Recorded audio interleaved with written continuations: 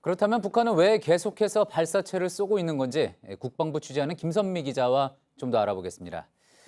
자, 김 기자, 한미 훈련에 대한 반발이다 이런 분석 계속 나왔습니다. 이번에도 마찬가지입니까? 네, 그동안 북한은 발사 전후에 한미 연합훈련을 비판하는 입장을 내왔는데요. 이번에도 같은 패턴이었습니다.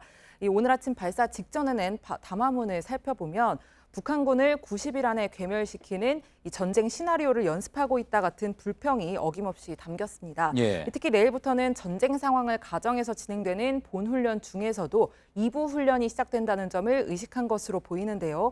일부가 방어 위주의 훈련이었다면 2부는 우리가 북한에 반격을 하는 일종의 공격 훈련입니다.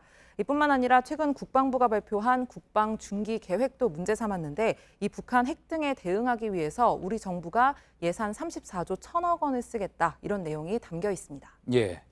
자, 이번에는 남한과 마주 앉을 생각이 없다 이런 발언까지 나왔습니다. 점점 발언의 수위가 높아지고 있군요. 네, 오늘 북한 담화문에서 우리가 주목해야 하는 부분이기도 합니다. 이 북미 실무 협상은 예정대로 하겠지만 이 과정에서 한국은 소외시키겠다는 메시지가 담긴 건데요. 특히 어제 문재인 대통령의 광복절 축사를 언급한 부분을 좀 살펴보겠습니다.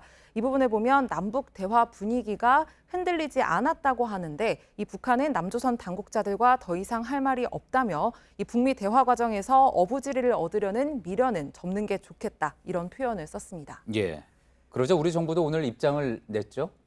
네, 그동안 정부는 북한의 발사에 대해서 입장을 자제해왔는데 오늘 두 차례나 입장을 냈습니다. 이것은 현재 상황을 그만큼 무겁게 받아들이고 있다는 것으로 해석이 되는데요. 특히 북한에서도 대남기구인 조국평화통일위원회가 이 공식적인 담화를 낸 점을 의식한 것으로 보입니다. 예. 이 정부는 첫 브리핑에서는 판문점 선언과 9.19 평양 공동선언을 이행하겠다는 입장을 견지한다. 이런 다소 원론적인 입장을 냈습니다. 이 북한 담화 수위에 대해서도 공식적으로 평가하는 것이 적절치 않다고 했는데요. 하지만 이후 두 번째 브리핑을 자처에서는 조금 달랐습니다. 최대 경사인 광복절 다음 날 험담을 한 것은 큰 유감이다.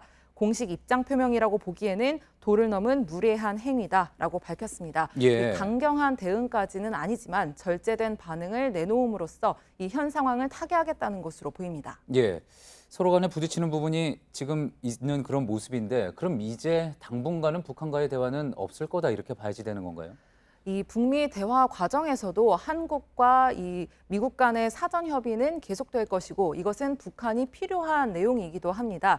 이 때문에 이전보다 원활하지는 않겠지만 남북 간의 대화가 완전히 단절되지는 않을 것으로 보입니다. 예. 이 당장 스티브 비건 미국 대북특별 대표도 다음 주 한국을 찾는 일정을 조율하고 있습니다. 예. 잘 들었습니다. 김선미 기자였습니다.